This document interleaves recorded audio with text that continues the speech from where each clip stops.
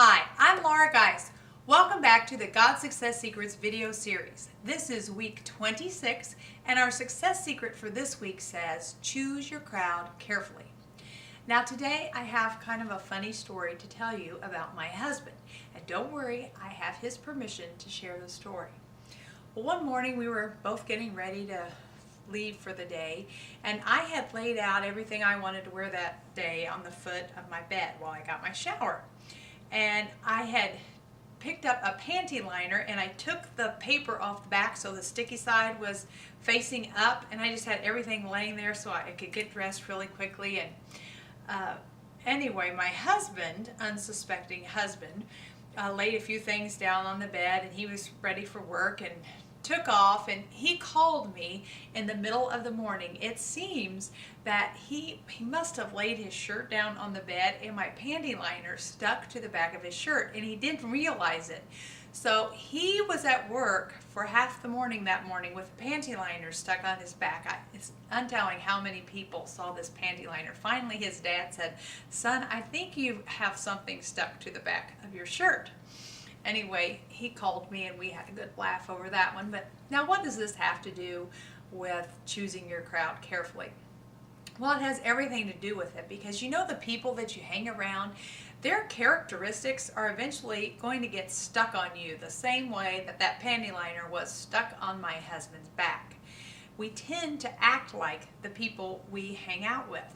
You know, our verse this week comes from Proverbs chapter 13, verse 20, and it says, "He who walks with the wise grows wise, but a companion of fools suffers harm." So I have a question for you today. Who are you hanging out with?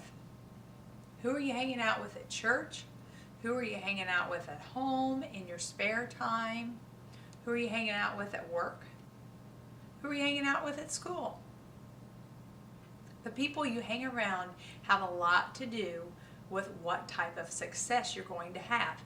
You know, they've even done studies, and this can affect your finances. If you take maybe the top 5 people you spend the most time with, you average their salaries, your salary or your household income probably it comes close to that amount, because we just tend to become like the people we hang around. So I remember about 2 years ago, I was teaching a discipleship training class for my church, and I had this young single lady in the class, and she was a brand new teacher, and she was so excited to be a teacher. I mean, she'd worked hard and worked her way through college and landed her first teaching job.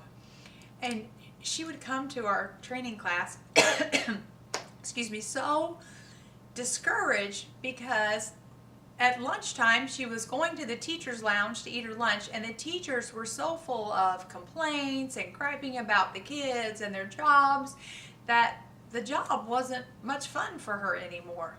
So as we talked her through it as a class, she made the decision that she wasn't going in the teacher's lounge anymore. She was going to change her crowd. And it turned out to be a very wise decision. She ended up hooking up with a couple of other ladies who were having a similar problem, and they spent their lunchtime together, and it was a much more positive experience. And in turn, she ended up enjoying her job a lot more. So your homework this week is pretty simple. You need to make 2 lists. So get out your journal, and remember, if you don't have one, just log on to www.godsuccesssecrets.com. You can download a free one. Turn to week 26. Write down this week's success secret, which is choose your crowd carefully. And then the first list I want you to make is, these are the people I am hanging around right now that maybe I shouldn't spend so much time with. Maybe some of their bad characteristics are rubbing off on me. Maybe some of these people are negative, and maybe some of these people are holding me back from success. Not that you can't love those people, but maybe you just shouldn't spend quite so much time with them.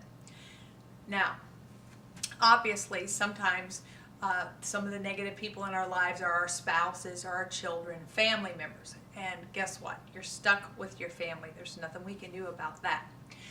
But where you have a choice, decide, these are the people I probably shouldn't spend so much time with. And then make a second list.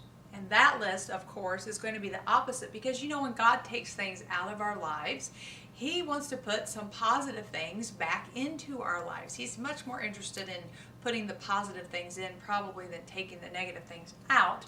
So He wants you to have some positive role models, some people who will challenge you and who will encourage you to succeed.